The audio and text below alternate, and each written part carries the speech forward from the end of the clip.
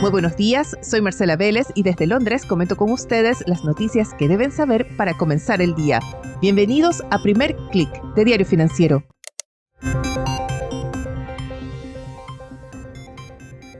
Muy buenos días, es lunes 10 de febrero, bienvenidos a Primer Click. Donald Trump amenaza con nuevos aranceles al acero y al aluminio.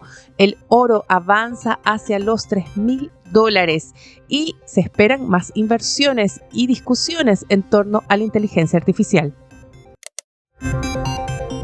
Bienvenidos, espero que hayan tenido un muy buen fin de semana. Los próximos días estaremos discutiendo sobre tarifas o aranceles, la palabra que ustedes prefieran. Estaremos discutiendo sobre inflación y seguiremos con la discusión en torno a la inteligencia artificial.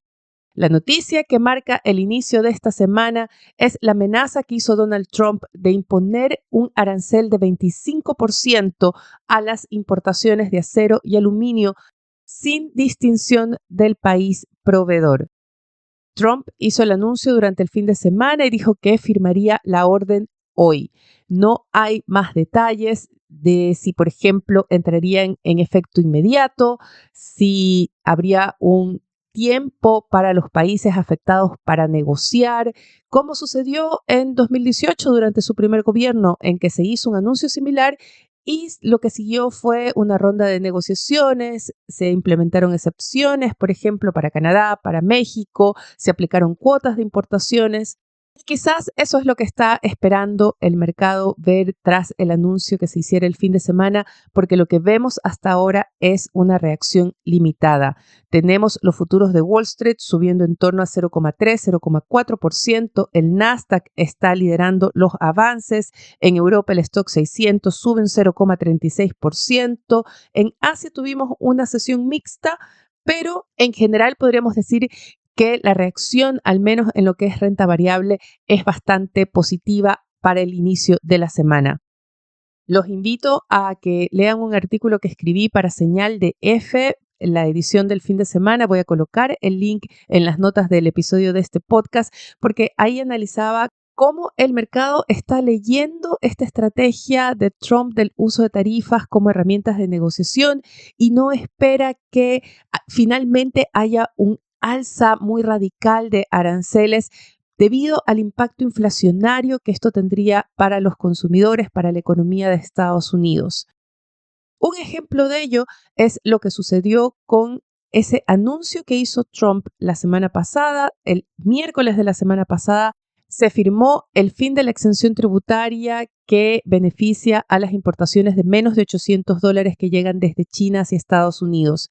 Una medida sorpresiva, como son los anuncios de Trump, causó revuelo entre los funcionarios de aduanas, causó revuelo entre los analistas que anticipaban un cargo inmediato a los hogares estadounidenses acostumbrados a esas importaciones baratas desde China a través de plataformas de ese país o a través de Amazon, también a los productos, por ejemplo, que usan pequeños comercios, pequeñas empresas en Estados Unidos que importan también desde China.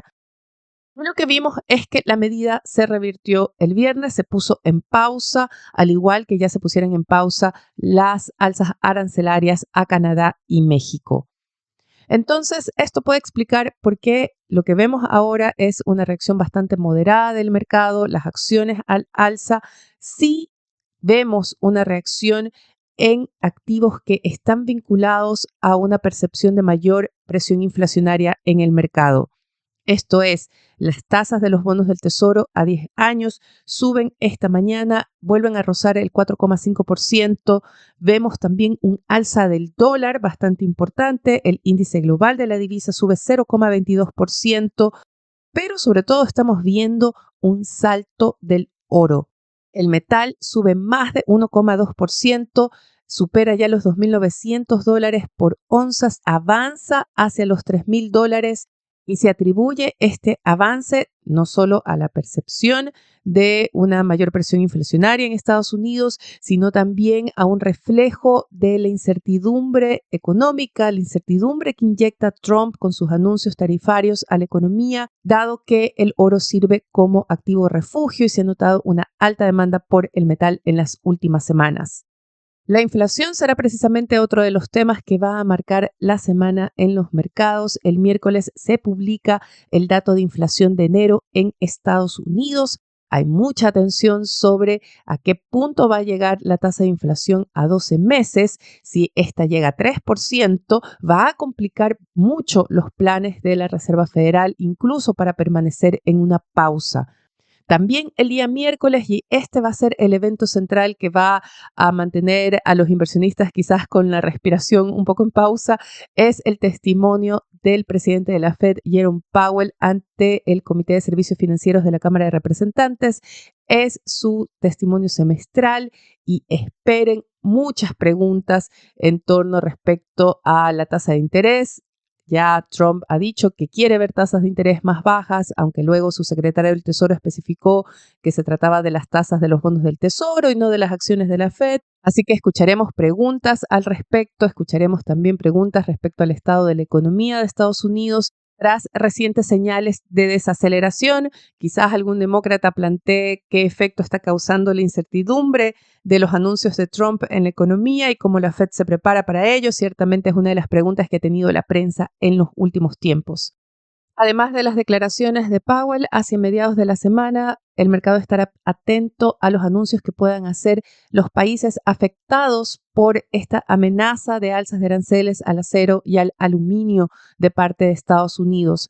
Lo curioso es que la mayoría son aliados estadounidenses, incluyendo Argentina. El presidente argentino, Javier Milei, debe estar levantando el teléfono seguramente para hablar con su par y amigo Donald Trump. Argentina es las empresas argentinas son uno de los principales proveedores de aluminio de Estados Unidos. No en el top 5, pero sí en el top 10. ¿Cuáles son los países más afectados? Están Canadá, México, China, Brasil en el caso del acero. Y este país ya amenaza con imponer tarifas en represalia a los productos estadounidenses. Hay otros países como Corea del Sur y Taiwán en la lista, así que seguramente iremos escuchando poco a poco de negociaciones o represalias de parte de estos países. Para hoy se espera también la entrada en vigor de las tarifas en represalia que impuso China a el gas, el petróleo y las maquinarias agrícolas de Estados Unidos. En general, todavía se considera que tanto la alza tarifaria de Estados Unidos a China, que fue solo del 10% y no del 60%, y la respuesta de Beijing han sido hasta ahora limitadas. Quizás eso explica también la reacción hasta ahora en el mercado. Pero dejemos los aranceles a un lado, tenemos también, además de las tarifas, además de la inflación, tenemos resultados de empresas que van a causar noticia esta semana. La acción pasa del sector tecnológico hacia los bancos y las empresas de lujo en Europa que van a dominar la agenda en los próximos días, y en Estados Unidos tendremos nombres más vinculados a los consumidores que nos van a decir cómo está la demanda de los consumidores estadounidenses, partiendo hoy por McDonald's, que reporta tras el cierre de la sesión. Y mañana será el turno de Coca-Cola y Shopify, la plataforma de pago para comercio electrónico. Luego, avanzando en la semana, tendremos a nombres como Nestlé, Unilever, también Airbnb, muy importante, el sector servicios y turismo, pero la tecnología no nos va a abandonar. Tendremos resultados de firmas como Cisco, pero sobre todo de SoftBank.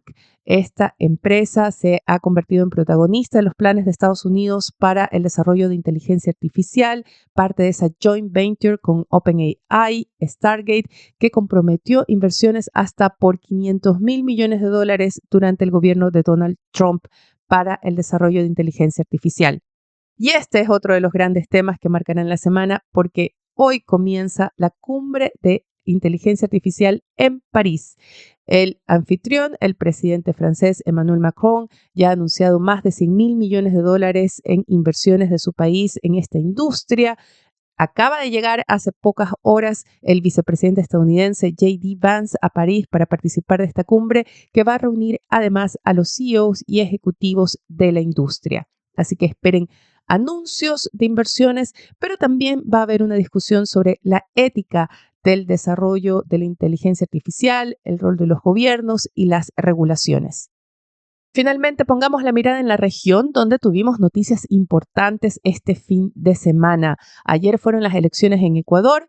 El socialismo de Rafael Correa dio la sorpresa. Las encuestas habían anticipado un triunfo más holgado del presidente Daniel Noboa, pero la verdad es que va a ser una segunda vuelta muy ajustada. Pueden encontrar los resultados y el análisis en la edición de hoy de DF-Sud. Y también pueden leer de la decisión del presidente colombiano Gustavo Petro de pedir la dimisión a todo su gabinete y también a directores de departamentos administrativos.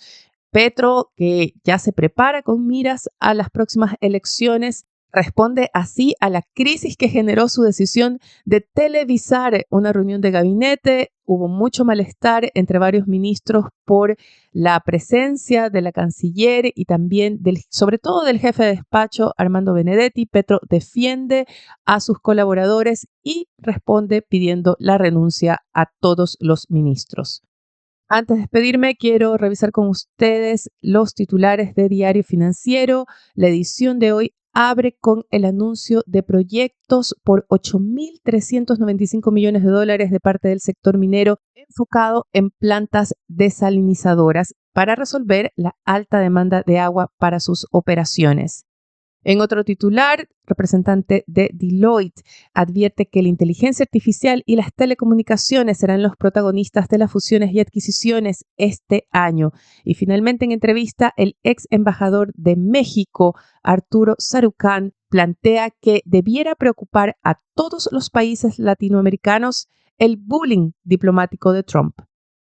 Eso es todo por ahora. Gracias a quienes han sugerido la sugerencia de dar clic al botón de suscribirse, sobre todo en Spotify. Ya superamos los 16,000 seguidores en esa plataforma. Seguimos creciendo. Muchas gracias. Déjennos sus comentarios, pasen la voz, suscríbanse. Eso nos va a ayudar a crecer aún más. Les recomiendo que sean actualizados de las noticias del día y más visitando nuestro sitio web de f.cl y de fsud.com con las noticias de negocios de Latinoamérica. Espero que tengan un buen día. Nosotros nos reencontramos mañana.